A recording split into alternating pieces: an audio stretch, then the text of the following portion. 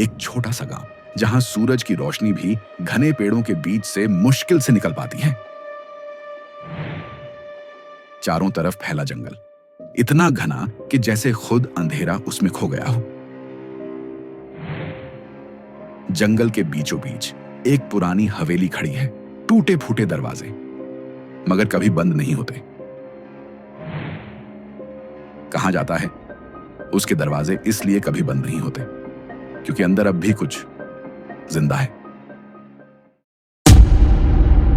तो ये कहानी कुछ इस प्रकार है। आधी रात सुनसान सड़क पर पुरानी हवेली का टूटा हुआ गेट हवा में चरमराता है। धुंध इतनी घनी है कि सामने कुछ नजर नहीं आता।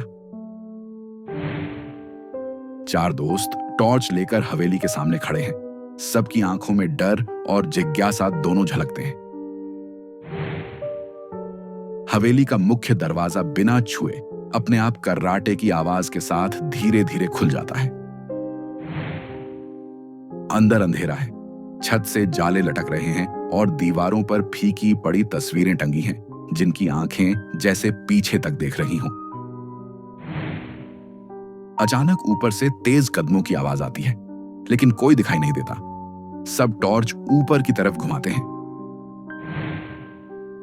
एक टूटी खिड़की से ठंडी हवा अंदर आती है और सभी के सामने रखा दिया अचानक बुझ जाता है। कमरे के बीचों बीच एक पुराना लकड़ी का झूला अपने आप हिलने लगता है। सबके चेहरों पर सन्नाटा छा जाता है। अचानक दीवार पर लगी तस्वीर से काली परछाई धीरे धीरे बाहर निकलने लगती है। दोस्तों में से एक की टॉर्च बंद हो जाती है और जब वह दोबारा जलाता है, उसके पीछे कोई खड़ा नजर आता है। सब दौड़कर हवेली के तहखाने में पहुंचते हैं, जहां 13 बंद दरवाजे नजर आते हैं, हर एक पर अजीब निशान बने हुए। एक दरवाजा खुद ब खुद खुलता है और अंदर से बच्चों की हंसी की डरावनी आवाज आती है। दरवाजे के अंदर एक लंबा गलियारा है जिसकी दीवारों पर खून से उकेरे गए हाथों के निशान बने हैं। गलियारे के अंत में एक विशाल दर्पण रखा है जिसमें दोस्तों की परछाइयां तो दिखती हैं, पर उनके चेहरे धुंधले हैं।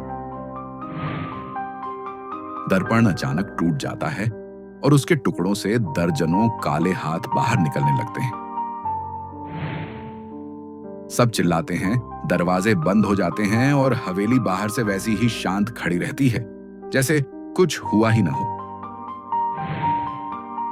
कहानी यहां खत्म नहीं, बल्कि हवेली में कैद रह गई।